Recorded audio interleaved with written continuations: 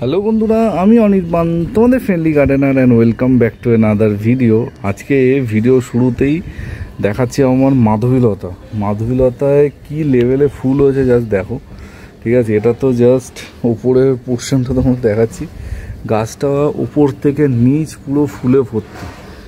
তো এই মাধবীলতার গল্প তোমাদের আগে বলেছি, আমি আর নতুন করে রিপিট করতে চাই না।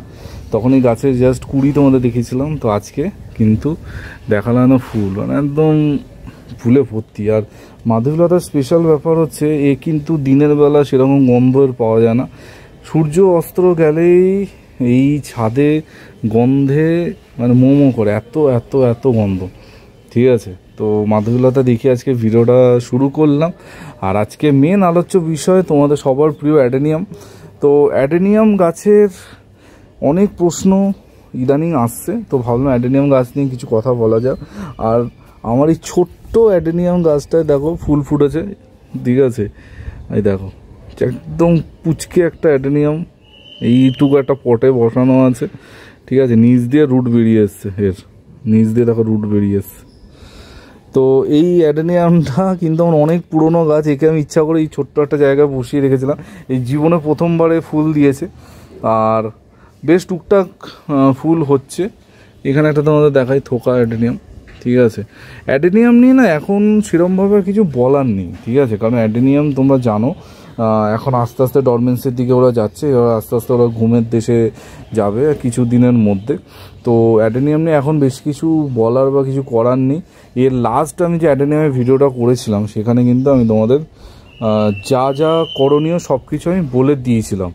ঠিক আছে, নিশ্চয়ই তোমরা সেই ভিডিওটা ফলো করেছো। তো এখন দাঁড়িয়ে এই দুর্গাপুজোর সময় অনেকে আমাকে জিজ্ঞেস করছে যে অনির্বাণ, এখন কি অ্যাডেনিয়াম গাছ রিপোর্টিং করা যাবে? দেখো, তোমাদের আমি আগেও বলেছি, আমি কেন, ধনঞ্জয় কাকুও বলেছিল যে অক্টোবর মাসের 10 তারিখ এটা হচ্ছে ডেডলাইন। মানে অক্টোবরের 10 তারিখের আগে যদি তোমরা অ্যাডেনিয়াম গাছ রিপোর্ট করতে চাও, তোমরা কিন্তু ডেফিনেটলি অ্যাডেনিয়াম গাছ রিপোর্ট করতে পারবে। ঠিক আছে, কিন্তু তার বেশি একদমই না। অক্টোবরের 10 তারিখের পরে রিপোর্ট করলে কিন্তু একটা গাছে প্রবলেম হলেও হতে পারে, বুঝে গেছো? তো সেই জন্য আমি তোমাদের বলবো, যদি কারোর মনে হয় যে আমাকে এখনই রিপোর্ট করতে হবে, তাহলে ইমিডিয়েটলি করো। আদারওয়াইজ কিন্তু বেশি দিন নেই, রিপোর্টিং করা যাবে না। যদি আমার কথা শোনো, এতদিন যখন রিপোর্ট করোনি, করার দরকার নেই। ঠিক আছে, তো রিপোর্ট করার দরকার নেই, ফেব্রুয়ারি মাসে রিপোর্ট করুন। একটা জিনিস তোমাদের আমি বলছি, এই যে এই গাছটা দেখতে পাচ্ছি, এই গাছটা কিন্তু এবার আমি রিপোর্ট করতে পারিনি। ঠিক আছে, প্রতি বছর এই গাছটা একবার করে রিপোর্টিং করা হয়, তোমরা জানো। রিপোর্ট করতে পারিনি, কিন্তু এই গাছটা আমাকে নিরাশ করেনি, গাছে ফুল এসেছিলো। তোমাদের আমি বলেছিলাম যে এই গাছের উপর আমি একটা স্পেশাল টেকনিক করেছি, যেটা দিয়ে লাভ পেয়েছি। আমি নেক্সট ইয়ার আরও ডিটেলে ভিডিওটা করব। তো আমি এখন জাস্ট একটু হালকা করে তোমাদের বলছি কী করেছিলাম। আমি কি করেছিলাম, এই গাছটা যেহেতু আমি রিপোর্ট করতে পারিনি, এর ডালগুলো ওপর থেকে 1 ইঞ্চি করে আমি কেটে দিয়েছিলাম। ঠিক আছে, এই যে লম্বা ডালগুলো দেখতে পাচ্ছ, এর ওপর থেকে আরও লম্বা ছিল, এগুলো আমি কেটে দিয়েছিলাম। এবার পুরো একদম পুরো শেপটা ঠিক রেখে আমি কেটেছিলাম। তারপর গাছে যা স্প্রে করা 1345 বা তারপর 0050 যেগুলো দেওয়া দিয়েছিলাম, গাছে কিন্তু ফুল হয়েছে। হ্যাঁ, এবার গাছটা কমপ্লিটলি রিপোর্ট করলে, প্রুনিং করলে যেরকম ফুল লেভেলে ফুল আসে সেরকম আসেনি। কিন্তু আমি যেখানে ভেবেছিলাম একদমই ফুল আসবে না, সেখান থেকে দাঁড়িয়ে আমি কিন্তু গাছে ভালোই ফুল পেয়েছি। নট অনলি দেখ, একটা ভালো সিডপটও কিন্তু তৈরি হয়েছে। অনেকে আমাকে সিডপট নিয়ে জিজ্ঞেস করেছো যে এই সিডপট অনির্বাণ কী করব। দেখো, সিডপটটা এখন কাঁচা আছে, এই সময় এখন মানে কিছু করার নেই। সিডপটটা যখন পেকে যাবে, মানে শুকিয়ে আসবে, ব্রাউন কালারের হবে, তখন কি করবে, একটা সুতো সে যে কোনো সুতো হতে পারে, সেটা সুতো দিয়ে এই মাথা থেকে এই নিচ অবধি পুরো পেঁচিয়ে দেবে, যাতে সিডপটটা ফেটে গিয়ে কোনোভাবেই বীজগুলো বাইরে ছড়িয়ে যেতে না পারে। ঠিক আছে, তোমরা এই সিডপটগুলো একটা প্লাস্টিকের মধ্যে ঢেকে রাখতে পারো, কারণ এই সিডপট যখন পেকে যাবে তার মধ্যে যদি বৃষ্টির জল পড়ে, তাহলে কিন্তু সিডপটটা টোটালি নষ্ট হবে। তো সেই জন্য তোমরা কিন্তু প্লাস্টিক দিয়ে ঢেকে রাখতে পারো, যাতে গাছ মানে সিডপটটা ভালো থাকে। আদারওয়াইজ এই সময় দাঁড়িয়ে এখন মানে বিশেষ কিছু অ্যাডেনিয়াম গাছে করার নেই, যেটা তোমাদের প্রথমেই বললাম। তোমরা চাইলে, যদি তোমাদের মনে হয় 10 10, 12, 15 তারিখের মধ্যে তোমরা অ্যাডেনিয়াম গাছগুলোকে যদি তোমার ইচ্ছা হয় রিপোর্ট করতে পারো। এক বন্ধু রিসেন্টলি আমাকে মেসেজ করেছিল যে তার অ্যাডেনিয়াম গাছ মাটিতে আছে, সে মাটি থেকে তুলে সিন্ডারে করতে চাইছে। ঠিক আছে, মাটি মানে একদম পুরো গ্রাউন্ডে আছে, গ্রাউন্ডে বসানো। তো আমি এই রকম এক্সপেরিমেন্ট করা থেকে এখন দূরে থাকতে বলবো। এই ধরনের এক্সপেরিমেন্ট তোমরা ফেব্রুয়ারি মাসে করবে, কাজ কিন্তু অসুবিধা হবে না। যেহেতু মানে এটা সেপ্টেম্বর মাসে প্রায় শেষ প্রান্তে আমরা চলেছে, অক্টোবর শুরু হতে চলেছে, তো আমাদের হাতে কিন্তু আর একটা মাস, মানে 1 মাসের মধ্যে গাছটাকে রিকভার করে, গাছটার শখ পেয়েছে শখটাকে দূর করতে হবে, দূর করে কিন্তু গাছটাকে সুস্থ করতে হবে। ঠিক আছে, তো অতিরিক্ত কিছু এখন অ্যাডেনিয়াম গাছে করতে যেও না। অতিরিক্ত কিছু করলে কিন্তু গন্ডগোল হয়ে যাওয়াটা সম্ভাবনা আছে। রেগুলার বেসিসে ফাঙ্গিসাইড যেটা তোমাদের দিতে বলেছি প্রতি 10 দিনে একবার করে, সেটা যেরকম চলবে। তাছাড়া তোমরা চাইলে ব্যালেন্স এনপিকে বা 1345 তোমরা 10 দিনে একবার করে গাছে প্রয়োগ করতে পারো, গাছ ভালো রাখার জন্য। বোঝা গেছে? আর তাছাড়া এখন অ্যাডেনিয়াম গাছে কিছু করণীয় নেই। যদি যারা সিন্ডারে গাছ করেছো আমার মতো, তাদের তো কোনো চিন্তা নেই। এই যত ঝড় বৃষ্টি তুফান যাই হয়ে যাক, গাছে তোমার কোনো রকমের সমস্যা কোনো কিছু হবে না। আমার গাছ দেখতে পাচ্ছ, এত বৃষ্টি হলো গতকালকে, গত পরশু থেকে কিচ্ছু হয়নি। ঠিক আছে, কিচ্ছু হবে না, 100% তোমরা শিওর থাকো, কোনো রকমের সমস্যা কিন্তু তোমাদের গাছে আসবে না। বোঝা গেছে?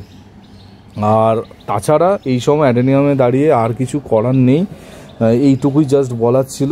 তোমাদের মধ্যে অনেক রকম প্রশ্ন আসছে, তাই জন্য ভাবলাম যে সেই প্রশ্নগুলো কম্পাইল করে একটা ভিডিও করা যায়।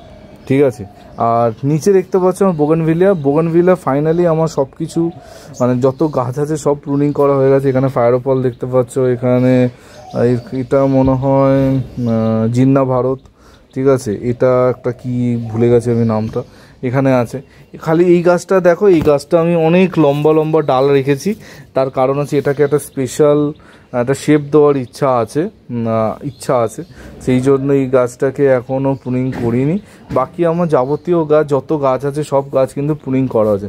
যারা সারা বছর সময় পাও না, এই পুজোর সময় ছুটি পাও, তাদের বলবো এই সময় এই কাজগুলো কিন্তু করে ফেলো, এই প্রুনিং রিপোর্টিং এই কাজগুলো করে ফেলো। ডেফিনেটলি তোমাদের গাছ কিন্তু অনেক ভালো থাকবে। ঠিক আছে, যদি অ্যাডেনিয়াম নিয়ে কোনো রকমের মনে কোনো প্রশ্ন থাকে বা যে কোনো গাছ নিয়ে প্রশ্ন থাকে, অবশ্যই আমাকে কমেন্ট করে জানাতে পারো। আমি চেষ্টা করব কমেন্ট উত্তর দেওয়া বা সেই টপিকে ভিডিও বানিয়ে দেওয়া। ঠিক আছে, তো গতকালকে তোমাদের একটা জবার ওপর ভিডিও দিয়েছিলাম, তো সেই ভিডিওটার পর অনেকে আমাকে প্রশ্ন করেছে, অনির্বাণ তুমি যে ওষুধগুলোর নাম বললে কোথায় পাবো, নামটা একটু লিখে দাও।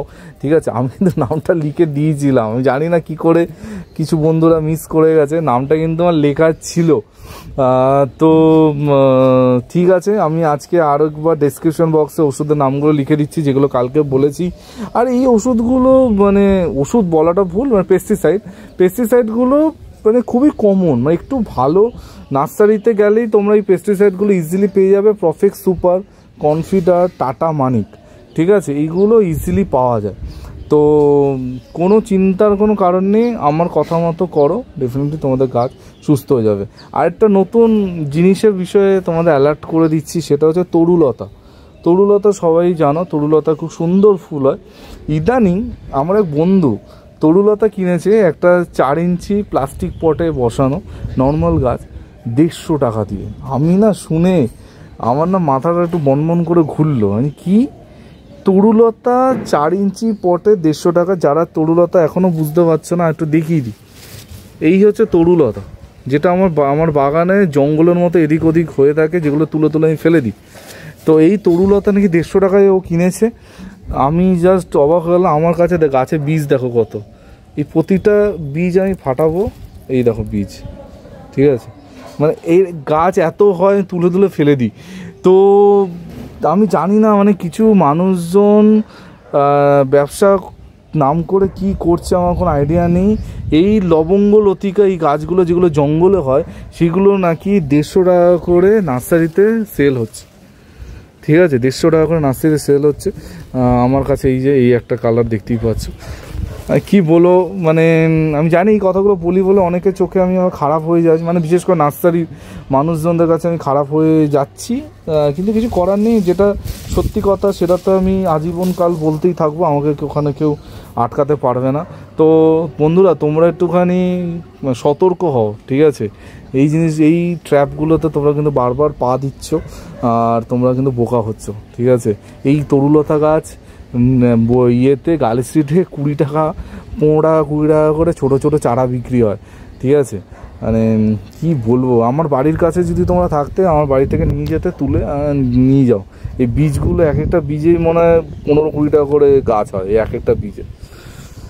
তো নতুন নতুন স্ক্যাম বলতে পারি এগুলো, স্ক্যাম বলাও ঠিক না, কারণ দেখো আমি সবসময় বলি যে একটা গাছ তার তো কোনো গায়ে গায়ে ট্যাগ লাগানো থাকে না, যে এই গাছটা, এই অ্যালামোনা গাছটা এ তো জন্মেছে এত সুন্দর, সে ও তো মানে ওর গায়ে তো কোনো ট্যাগ লাগানো ছিল না যে এর দাম 200 টাকা, এর নাম 300 টাকা। তো হয়েছে মানুষজন ওর দাম দিয়েছে ওরকম। তো সেরকমই এই তরুলতা গাছ কখনোই 150-200 টাকা দাম হতে পারে না, অসম্ভব।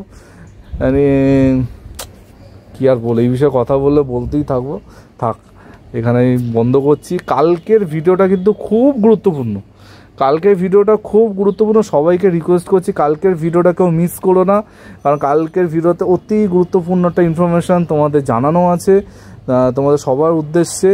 অবশ্যই কিন্তু কালকের ভিডিওটা চেক আউট করো, কালকের ভিডিওটা কেউ ছেড়ে যেও না, কালকের ভিডিওটা দেখো কিন্তু কেউ মিস করো না, ঠিক আছে? তো এই বলে আছে ভিডিওটা এখানে এন্ড করছি। কালকে ঠিক সকাল 11টায় অনির্বাণ আবার চলে আসবে নতুন ভিডিওর সাথে। টিল দেন সবাই ভালো থেকো আর শুভ থেকো, ততক্ষণের জন্য বাই বাই।